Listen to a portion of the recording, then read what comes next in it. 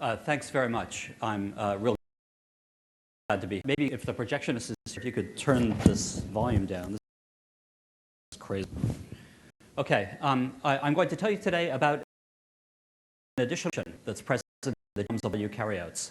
This is information superimposed directly on top of other kinds of regulatory and coding information. But this information acts to bias where nucleosomes are going to be and to bias the competition of nucleosomes and other DNA binding. Specifically, what we've learned is that the genome encodes signals, for example, to nucleosome to want to be here and not there, and that information to do this genomic DNA sequence. Now, genomes care where nucleosomes are for many reasons. Among them are because of the steric occlusion of somal DNA. So DNA that's wrapped in most of the surface of the wrapped DNA is sterically occluded. Other also need to bind or act on the DNA. That's from view of the nucleosome crystal structure shown on the left. And the slide warns you that even if a stretch of the DNA surface is not another DNA binding protein, even so, there's going to be competition of the DNA favored by the nucleosome is very sharp conformations recognized and favored by most other DNA. There's competition between DNA wrapped in nucleosomes and other proteins, and that's among the reasons why genomes might care where the. Now, to learn more about how much of the in vivo nucleosome organization was really written into the genomic DNA sequence, we did a study published a little over a year ago where we started with pure genomic DNA, just chromosome-length genomic DNA in pure form in the test tube, mixed it together with purified histone octamers, the protein cores of the nucleosome, also in a test tube, and then went through a ritual salt dialysis procedure to turn these back into nucleosomes. We carefully added not enough histones to turn all the DNA into nucleosomes. We only added enough to turn a quarter or something of the genome into nucleosomes. We then took the chromatin that resulted, munched away the DNA that wasn't wrapped, isolated the individual nucleosomes that were formed, extracted their DNA, and parallel sequenced it.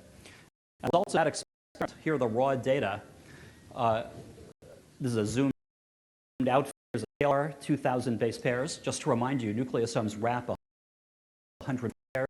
In red is the experimental track of measured at every base pair in this experiment.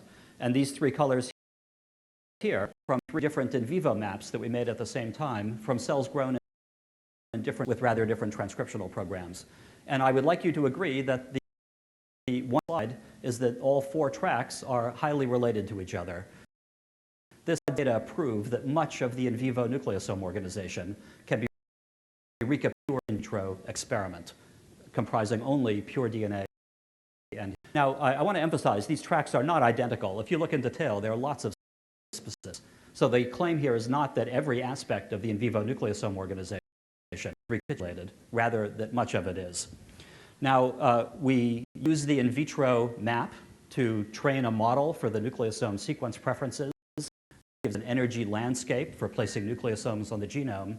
We then make a hypothesis of thermodynamic equilibrium and solve the equilibrium distribution of non-overlapping nucleosomes onto this energy landscape.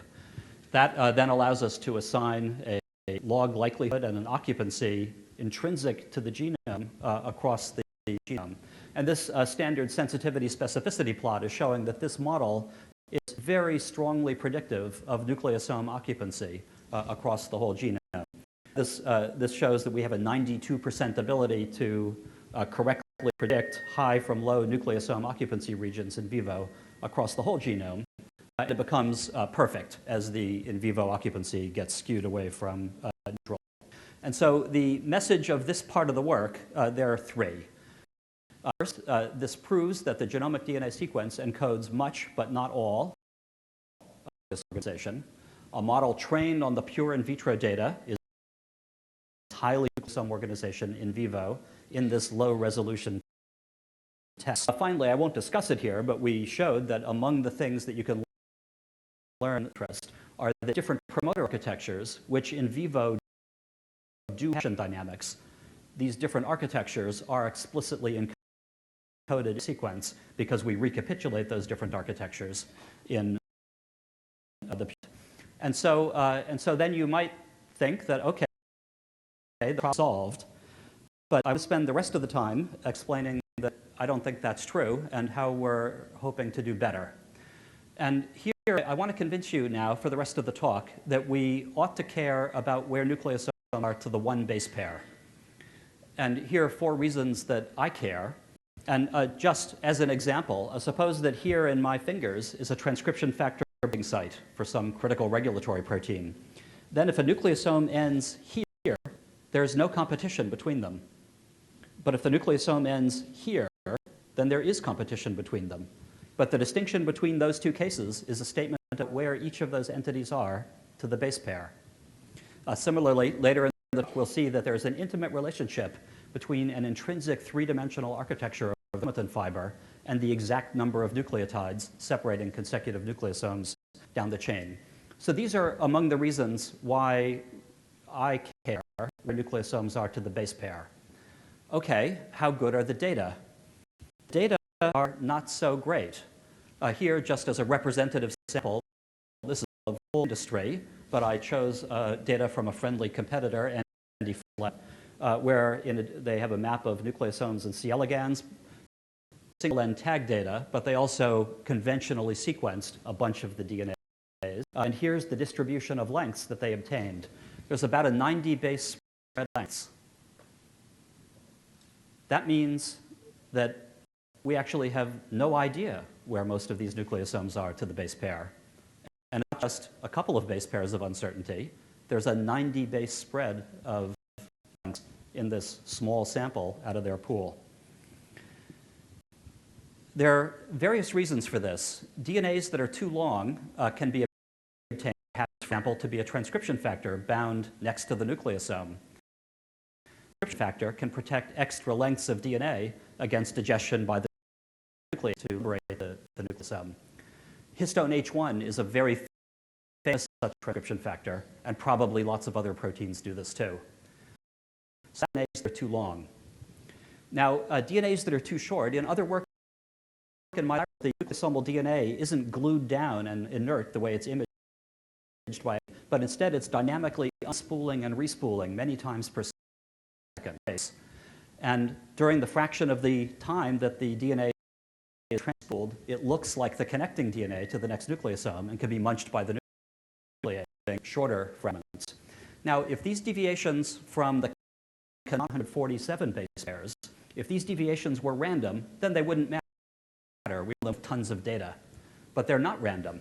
So for example, whether you do not have a transcription factor bound adjacent to a nucleosome has everything to do with the DNA sequence under that transcription factor next to that nucleosome. Similarly, in other work in my laboratory, we showed that the equilibrium constant for this transition thing is completely dependent on the sequence of the DNA that's unwrapping. So there's nothing about these deviations at all, and they cannot be overcome simply by accumulating more.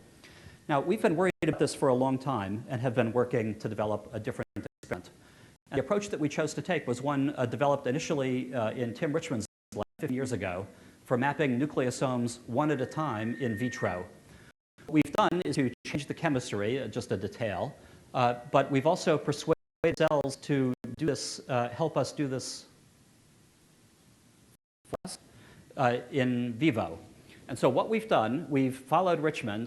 We've made a single point mutation of histone H4 to put a unique sulfhydryl, a unique cysteine residue, right here in the structure.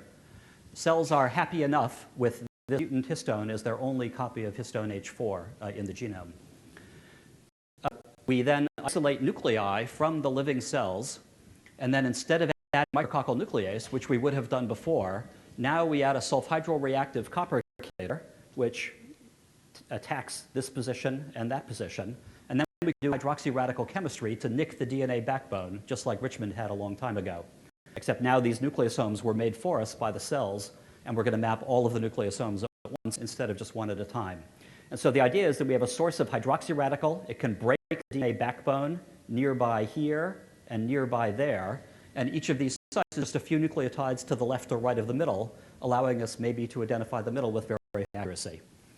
Here's biochemically what happens. You get a ladder-like pattern, just like people like me are used to seeing when we use micrococcal nuclease, except now instead of being a linker-to-linker ladder, it's a nucleosome center to nucleosome center ladder. And this set of controls here shows that we get the ladder only if the cells contain the modified histone, only if we use the chemically reactive analog of the chelator, and all the chemistry is present. So we then collect the monomer band. I'm sorry, it's so dark on this projector. We collect the monomer band and parallel sequence it. I'll show you the details of that. But first, I want to show you just some raw data. Again, a zoomed out view from somewhere in the genome. It blew off sequence tags at every nucleotide on Watson and the chemical map. Here is a plus and minus 50 of these raw chemical data, just to give you a sort of low resolution like. And up on top are what used to be our best conventional nucleosome map, obtained using micrococcal nuclei 454 sequencing to get full-length reads. And you can see these chemical cleavages point right up at the centers of these stacks. We have a formal proof of that to show statistical significance. So this says that at least at this low-resolution view, the chemical related to the kinds of maps we had seen before with micrococcal nuclease. The chemical map offers the potential of giving much higher spatial resolution. For that is shown in this figure from Richmond's lab. So here's a blown-up view of the structural biology right around the middle of the nucleosome. And so we have a source hydroxyl radical of DNA cleavage agent immediately to the left and to the right of the nucleosome center. And that means it's likely that this source of hydroxy radical is going to break the Watson strand here and the Crick strand over there. But then a little bit further away, there's a reasonable likelihood of breaking Crick over here and Watson over there. And so if you unwrap this and lay it out, here's what you see. So there are sites of primary cleavage on Watson and Crick to the left and right of the center. And then further over to the right and left of the center are these secondary cleavages on Crick. Now, we're careful about how we work up the DNA. The result of the chemical attack might leave us with 5' extensions. And so the first thing we do is we fill them in with Clenau polymerase, after which we might still have 3' extensions, and then we clean those up with a cocktail of other enzymes, and then parallel sequence the ends. And so to get a feel for what kind of information was in these chemical maps, the first thing that we did was we look around on Watson or Crick, find a local peak of counts, and then ask how far to another local peak of counts on the other. Here's the distance distribution graph that results from that. Given a peak of counts somewhere, there's a high likelihood of another peak of counts at a distance of +2 or -5 away from the other peak. That is shown here in Richmond's figure. The +2 means that the first sequence tag, it's a primary cleavage. The first sequence tag that we recover on Watson is this nucleotide. The first one we recover on Crick is this one, which is offset by +2 in the 3' direction. So a split of +2 in the 3' direction between Watson and Crick means cleavage here, cleavage there, and so the center is there. Similarly, a peak at -5 means that we recovered this tag and that tag, or this tag and that tag. In either case, the center is there. And so this allows us to take pairs of peaks on Watson and Crick and assign them to a unique base pair in the genome. And so we've now done that in completely independent experiments. And I'll show you now the distance distribution of how far it is from a nucleosome mapped in one to the nearest nucleosome mapped in a completely independent experiment. The nearest nucleosome in a completely independent experiment is 0 base pairs away from one mapped in the other experiment. So this map has potential for much higher resolution than anything we've seen before. And so now I want to tell you what we've learned so far. So far, we've learned two things. One of them, something about the nucleosome sequence preferences, and something then about higher order chromosome structure. First, regarding the nucleosome sequence preferences. We had learned a long time ago that nucleosomes like to have particular nucleotides, one base pair followed by another, at particular locations within the nucleosomal DNA. We now understand that the bulk of the information content is sharply peaked every time the backbone or minor groove faces inward toward the center of curvature. At those locations, nucleosomes especially like to have a T followed by an A, or if not that, then an A followed by an A or a T followed by a T. Out of phase, the constraints are weaker, but other things being equal, they like to have a G followed by a C. And so that fact about nucleosome sequence preferences causes people like me to take lists of nucleosome sequences, line them up about their middles, and then plot a graph of the probability of finding an AA or a TT and so on as a function of position. And what I'm showing you here is such a graph. 0 is the center of a measured nucleosome. This is from our best previous nucleosome, genome-wide nucleosome map, where we took full-length nucleosome sequence reads, filtered them for those that were exactly the crystallographic nucleosome length, 147 base pairs, lined them up about their middles, and plot this graph. And I'll draw your attention to two things. First, there's this oscillating signature in the middle, oscillating at the DNA helical repeat, just like I told you from the previous slide, together with these huge peaks and valleys to the left and right of the nucleosome, which are the very well-known micrococcal nuclease sequence preferences. Here on the same scale is the nucleosome sequence signature from the chemical map in red. There are a few striking things. First, the micrococcal preferences, of course, are gone because there is no micrococcal nuclease in this map. It's a completely independent nuclease-free map. But the more important point is that the nucleosome sequence signature, or this representation of it, which used to be this big, is now this big. And so that means that the nucleosome DNA sequence preferences are far more sharply defined than we had previously had any idea. And so I think a better way to think about the nucleosome sequence preferences now is think of the nucleosome as a big transcription factor with a 147 base pair position weight matrix with quite sharply defined sequence preferences. So that's a technical thing that we've learned. Now, I want to spend the next minute talking about the higher level of chromosome structure. So in school, we teach that chains of nucleosomes spend most of the time folded into shorter, wider fibers with a diameter of about 30 nanometers. Now, despite decades of work, there is many groups. There's no agreement at all on what might be the structure of this fiber. Indeed, in the last few years, there are 3 mutually exclusive structural studies, and many people question whether there is a structure. I'm not going to answer that question today, but I'm going to show you that we're learning something about it. The underlying idea is illustrated here in the context of one particular structural model, but the argument is perfectly general. The argument is that if cells wanted to have a geometrically regular next level of chromosome structure, then they would need to exactly conserve the length and helical twist of DNA between every pair of nucleosomes. Or they could have a structure that was ordered like that, but not regular, by choosing not just one length of DNA, but by choosing from a set of lengths differing from each other by integral multiples of the DNA helical repeat. Or maybe it's random. Different kinds of distributions of random numbers would then correspond to different random flight chains. What I'm going to show you is that the second of these cases, ordered but not perfectly regular, is true, averaged across the yeast genome.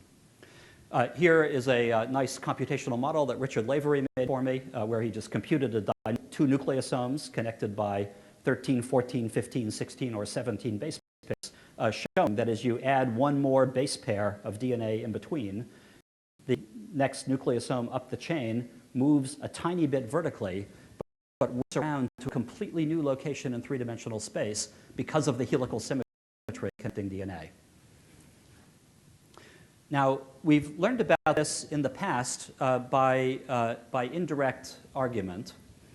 What we showed a couple of years ago was we, again, took our best maps of nucleosomes, filtered them, the 454 map, filtered them for guys that were exactly 147 base pairs, put them back on the genome, but then first we put them back on the genome and then carved out a larger chunk of genomic DNA sequence so that we could see what's there. And then here's a graph of the probability of finding an A followed by an A and so on for this larger region centered on experimentally mapped nucleosomes. And at the time, it looked to us like this part here was trying maybe to recapitulate this, and moreover that might be periodic. And if it were periodic, it might be periodic at the DNA helical repeat, and so on. And we showed by Fourier methods and with random spacing controls that indeed there is significant nucleosome-like signature here, which taken at face value would mean that next to an experimentally mapped nucleosome, the genome has written into its sequence something resembling another nucleosome signature. Here's what you see in the chemical map. Now you see you don't have to do arithmetic anymore to see that that's true. So here you can see by eye that this is much more strongly periodic than anything we had recognized before. And Fourier analysis says that you can understand the flanking signal as oscillating at a period of 10 base pairs and with a phase offset of 5, meaning that linker DNA lengths averaged across the yeast genome are obeying the law 10n plus 5 base pairs for integer n. Where we are right at the minute is we've mapped something like half of the nucleosomes using this approach, which means we know about a quarter of the nucleosome distances. Here's a histogram of the nucleosome distances then that we've measured. And open a nucleosome at position 0. This looks like a nucleosome ladder of the usual type. In other words, there's another nucleosome nearby at about 170 base pairs away, but with this fine structure in the distribution. We've never seen anything like this before. We can take that peak, subtract off the 147 base pairs of wrapped DNA to get the linker length probability distribution, and that's shown here. So here, for sure, it's not just a random signal. It's peaked. It's the DNA. There are multiple peaks. They're separated at the DNA helical repeat, and they're obeying law 10n plus 5 base pairs, but not just for unknown n, but for a set of n's, 1, 2, 3, and 4. And so what those data mean is that averaged across the yeast genome, given a nucleosome somewhere, there's a very high likelihood that the next nucleosome down the chain is separated by 10n plus 5 base pairs away for integer n, which means that it's coming off the opposite face of the double helical DNA, building up an intrinsic 3D structure that is an open, flat, zigzaggy structure. Okay, so genomes for sure care where individual nucleosomes want to be and encode information to bias those locations. It looks to us that genomes care also about next levels of chromosome architecture and are encoding aspects of that as well. And finally, I just want to say this, but I want to say that in other work, we're analyzing sequences in histone-containing archaebacteria, learning that all of these rules that I'm telling you now about yeast and I'm not talking about, but also human, apply also to the histone-containing archaea. And so we believe that these signals arose early in evolution and are frozen into us present-day life forms. And with that, I want to thank many people who are contributing hugely important to this work. For today's talk, especially Eran Segal, with a long-standing collaboration, his student Noam Kaplan, who will be talking here at this meeting this morning, and then Northwestern for this work, Jiping Wang, Ivante, Kristen Brogard did the chemical mapping, and Suchi Bhattacharya. And thank you for your.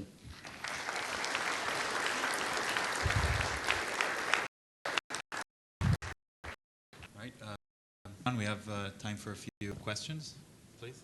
Thank you. That was amazing work. There's additional surveillance. It's possible the actual link to the sequence that is found in nucleus. You asked to determine how much of a variance there is. Yeah, he's raised a very important point.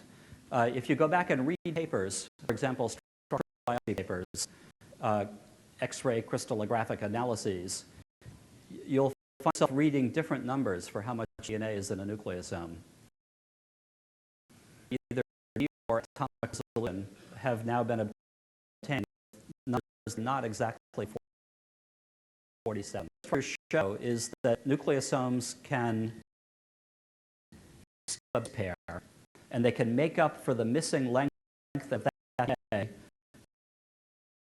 by overstretching a short stretch of the DNA to what before.